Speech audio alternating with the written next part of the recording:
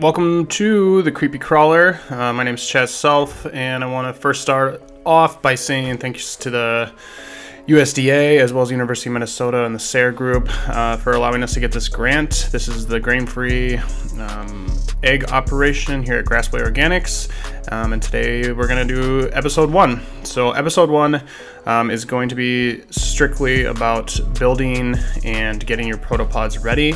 I also want to give a big shout out to the protopod team at Tar River Valley. You can Google them, research them. They'll probably be in a link below for all their contact information if you are interested in buying some of their product. Next thing I also want to talk about is that this YouTube video and instruction video is not a construction episode.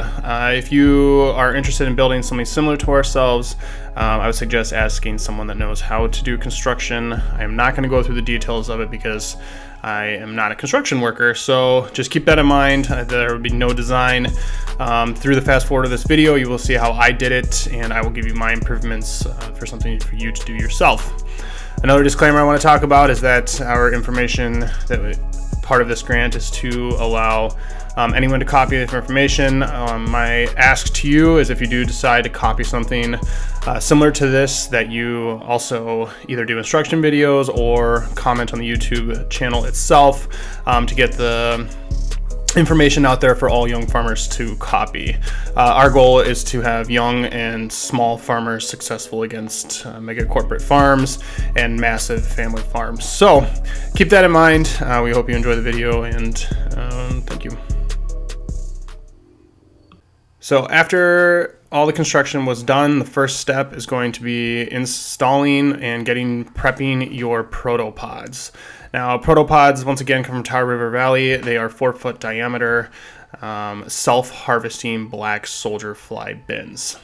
So in the first episode here, I'm going to show you what some of the prep work is going to entail.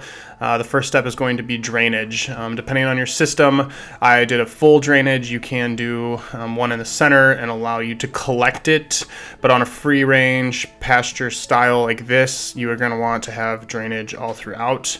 One word of caution that I wish I had done, where your protopod hole or your gathering site will be for your black soldier flies, I suggest not putting a hole anywhere near the edge due to the fact that you have drainage which will end up in your bucket. So that only happened on 2 of my buckets out of the 8, so it was a pretty good rate of what I did. But I added 6 to 8 holes per quadrant and 1 in the center.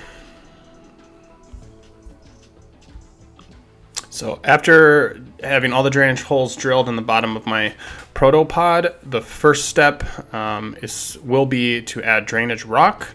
I purchased mine in my local hardware store, which you can find all the materials at your local hardware store. The first step is going to be like a landscape cloth. Now that landscape cloth is really going to help to make sure that your holes at the bottom don't get plugged up. So what I did is I flipped the pod over, I stretched it out, and I cut a diameter about 2 inches to 4 inches larger than the bottom, just to have a little bit coming up. If I were to do this again or to re-prep, I would actually go 4 to 6 inches, just because excessive amount of fiber cloth wouldn't be an issue. At least I could see. One of the things I did is I had one cut too small, and then I ended up having black soldier flies burrow underneath it over the rock, which is common, but I just didn't like that once I started getting into my operation. Now, after the shade cloth, I went to what is called jor or core, depending on how you say it. Now, with the jor, I do suggest cutting almost exactly on that, maybe a little bit of excessive around the protopod, due to the fact that the jor is very, very expensive. You can do some other materials that would be a permanent, but in our case, we just use the jor.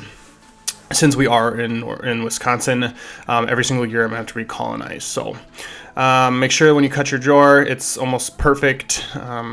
on the bottom of your protopod or on the bottom side of it to fit in there snug and perfect. So once again, step one, once your protopods are installed in your trailer, is to put drainage rock. I use 2 50-pound bags of drainage rock. Once your protopod is inside your trailer, I will also say that I secured all my protopods down to the trailer. Doing this was just a 2.5-inch T35 star screw, one of the big heavy-duty construction ones. I put one towards the frame and one on the bottom. Another part of my construction I would suggest is that we put chicken wire on the bottom hens, and the reason being is that with our free-range hens, our hens love to get up into things, and so I did not want them in the pods themselves, and that will get the chickens out and keep them out of your protopod creepy crawler. So to reiterate here, first step, put rocks. Second step, put your black shade cloth down. And third step, put your chore or drawer down.